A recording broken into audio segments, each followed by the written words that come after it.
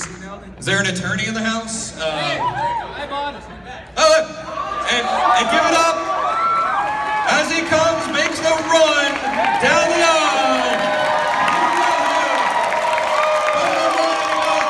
You know it from the Hunger Games. You know it from Daredevil season 1 and season 2. Eldon Henson.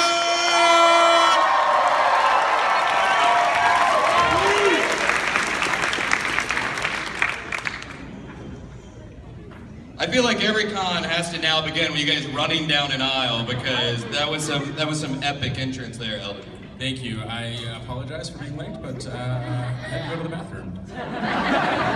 Don't worry, it was number one. Happens to the best of us. We're glad it happened in the bathroom and not on the panel. Yeah, first off, congrats, guys. Excellent job on Daredevil season 1 and excellent job on Daredevil season 2. So you did a good job on season 2. I guess, one of my first questions, since I live in New York, kind of a point of pride that you guys are actually filming, you actually filmed Daredevil in New York City. You feel like that's an important component to the show, that it feels real as opposed to, I don't know, go to Vancouver and trying to fake New York City there? I do. I mean, I remember Jeff Lowe talking very early on before we started season 1, and sort of speaking about, New York being a character in the show, and I feel like it's really important that we shoot there because you kind of can't really fake New York. It's probably the most unique city in the world, and it's a real honor to be able to shoot there. It's it's been really great too because not only are we shooting there, but there's been a lot of productions going on there, which is really great for the city. And I don't know, anyone who's been to New York probably knows what a great city that is. So I don't know, what do you think, John? That's cool, man. New York. I think it's always good to, I think it's always good to be where you are, and you know what I'm saying? I know what you're saying, John. You can't be in, like you were saying, Vancouver and sort of see a bunch of rooftops with all the water towers and everything. Yeah. Ooh, Mike just went. All right, let's go ahead and throw it to a question from the audience. Hi there. Hi. You were hiding down there. Crouching. Nice. You crouch well. Now everybody behind her is going to feel jealous. You guys, not so much. I'm a professional croucher. So, Mr. Bernthal, I've read that you've broken your nose 14 times. God, yeah. And I was just wondering, in the process of shooting Daredevil, has that tally gone up? Snap. It's so bad now that it does break sometimes. Probably not. I feel like my second son, little Billy, man, he's just like such a hard-headed dude. He's 3, but he's always like, he thinks it's the funniest thing in the world to just headbutt the shit out of me. And there's times like my old lady will look at me and I have like tears in my eyes, and I'm like, she's like, what is wrong? I'm like, he just headbutted the shit out of me. You know what I mean? But like it breaks now, and it's just so broken. It doesn't, you know what I mean? It doesn't even. It's pretty gross, I know. It's pretty gross. I got a face for radio for sure. Yeah. So I don't know if that answers your question. Hey, by the way, I just wanted to say, and this ain't like pander or nothing, but I think people from Michigan are like the best people in the world. So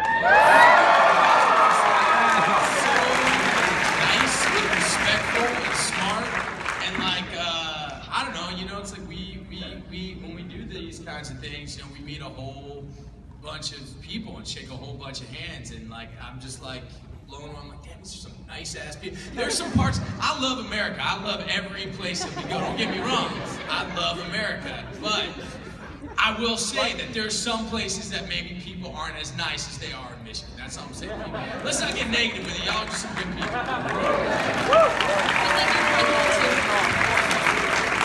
feel like this is now Bernthal Henson 2016. Vote for Bernthal. Better than That Trump. was like a good stump speech.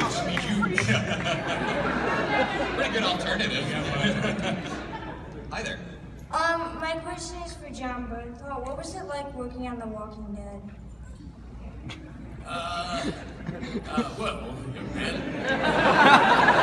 That's good. Look, I mean, some of my best friends in the world are part of that show. You know, those guys are and will always be family to me. You know, Norman Reedus and Steve and Jan and Andy Lincoln, Scott Wilson, Jeff DeMond, Sarah Wayne Callies, you know, Melissa McBride, you know, Irony Singleton. Like these guys are family to me, and you know, we're huge parts of each other's lives, and will always be.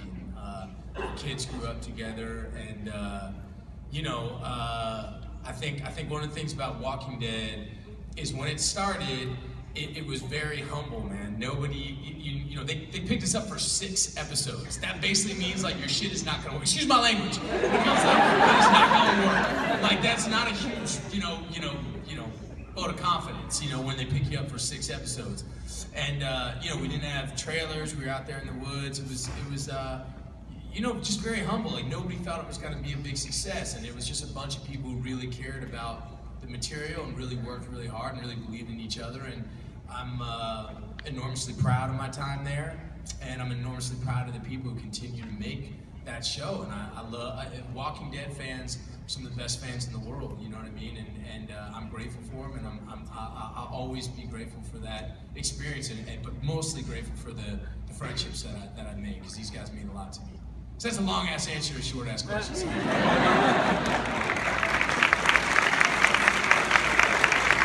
looks a little disappointed, like you just didn't do it for him. Yeah. Like, yeah. Stop talking to me. I was looking for good, fun. Hey there. Alright, hi. So my question is for both of you. What is the funniest thing that has ever happened on set while filming Daredevil?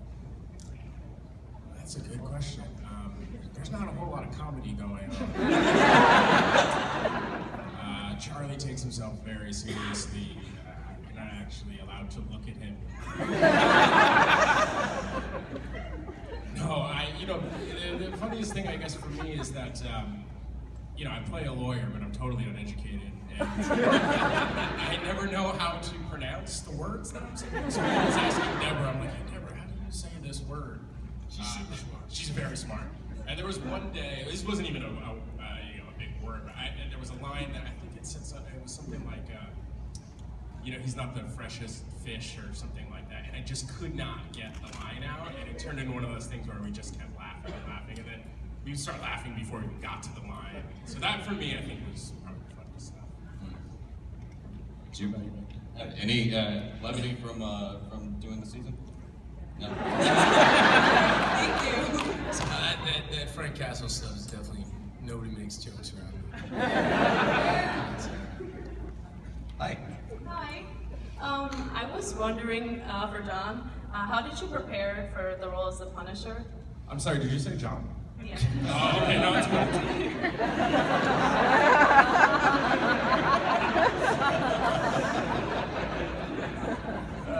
Good. How did I prepare? Shoot. You know, look, I've said before, like, I don't want to be all, I don't want to sound, look, I think it's a role, it's a character that means a lot to a lot of people, and I recognize that going in, and I appreciate that very much. I know how much he means to people, and I know how much he means to members of law enforcement, the military, and the comic book fans. You know, you know, for me, I think there was no way I would have been able to play this part until I was a husband and a father, until I had kids, until I really learned what it meant to love something so much more than myself, and to have people in this world that I would willingly give my life for in a heartbeat. I think once you sort of have that, then you can start to use your imagination and start to imagine a little bit about what Frank Castle went through, and losing that, and you know, puts you in a super dark place. And I think your job as an actor, at least my job was with this part, was to try to find that dark place and you know, stay in it and dig into it as deeply as possible. So I don't know if that answers your question, but it sounds like a pretty big buzzkill, but that's kind of what Thank you. rock and roll. Thanks. Well, you guys, not only will people pepper you with questions about the Punisher and Foggy and their whole character arcs from the comics as well, I'm sure, people now will probably be asking you about all of the Marvel universe and like, what do you know about this character? What do you know about that comic book card? Do you feel like you're having to brush up on history of all of these comics, not just the Daredevil and Punisher books, but like the entire MCU and entire Marvel universe? No? Well, I do sort of feel like I should. I don't have a whole lot of time. Yeah. My son's almost 2, and you know, John's got some kids, and you know, it's when you're not working, man. It's really important to spend time with your family. So I haven't brushed up as much as I probably should. But I will say that it's been an incredible experience. Coming into this world, not knowing much about it, and to be honest, it's the comic book fans are some of the best fans that I've met. They're always very respectful and just honestly excited about the stuff that we're doing. So I'm always happy to answer any kind of questions that people have. I'm just not that well versed in this stuff, so I do feel bad sometimes. And they don't tell us nothing, man. That's true. Marvel's very, very, very, very secretive, and so I mean they don't trust us or tell us anything. Oh yeah. It's just like There's nothing we could say, Oh no, yeah, I know that. It's just like it's interesting to me that people are not only going to be asking you questions about Frank Castle and the Punisher as a character, but people kind of want to weigh in on all of the comic books. It's an interesting role to be in because you play a part in this larger world now. It's just kind of cool. Yeah, it's true. Yeah, it's awesome. I'm super excited for Tom Holland, man. I think Tom Holland's gonna crush it as Spider-Man.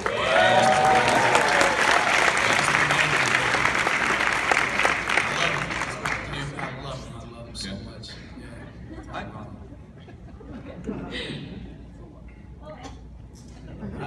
I was wondering what are your favorite scenes to shoot, like courtroom, action, dramatic? So favorite scenes to shoot? My favorite scenes are always when I get to sit down. I'm kind of a sneaker guy, I don't really wear uncomfortable shoes. And, I'm always wearing a suit, and I gotta wear shoes. And actually, when we first started, we were starting season 2, we had a new costume designer. She called me up and asked, is there anything that you might want for season 2? And I said, just more comfortable shoes. Did she deliver? She did, yeah. She got me these great shoes that look super fancy, but are also very comfortable. Which is nice. I'm lazy, you guys. So go back and bench watch all of season 2 again and look for his shoes. Literally every scene, I'm always pitching the idea that I'm sitting down. What if we tried it this way? Should Foggy be taking a nap right now? I mean, with all the grim, dark scenes that you had, was there any moment, any scene that you particularly loved filming? I don't know, like love filming.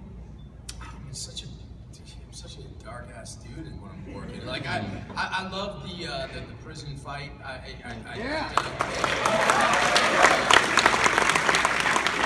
Our stunt team is just top of the line. Phil Severa, he coordinates these fights, and so it's we have to learn the fight and kind of shoot it on the fly, and I love that. I love that he was finally getting to really give it to some people and not just like beat you up bullshit, but like just give it to some people. I love that, And then there's the I just know for me I think sort of the biggest deal of this season, like the thing that was like sort of the I don't know if I don't say loved it is the right word, but there's a speech that I had to give to Daredevil at the end of episode 4 in the graveyard, talking about when Frank first gets back, and I'd gone I think at that point like two and a half months without seeing my kids, without having any contact with my kids and my old lady, and just like that. Sometimes in our work, like where you're at inside matches up somewhat with where your character's at, and it gives you a chance to sort of express it, and that was, that was really a beautifully written. I credit John Kelly, the man who wrote that, so much, because I think it's kind of an ode to anybody who's gone through, being separated from or losing a child and what that's like. And what a lucky. I'm just so grateful I got to say those words. So that was a big one. Mm-hmm. And I really have to compliment you on the fact that in this world of like amazing things, superheroes and all of that, people might want to get those superpowers or whatever, but the thing you nailed is no one wants to be Frank Castle. Like nobody has like wish fulfillment of like, now I want to be that guy.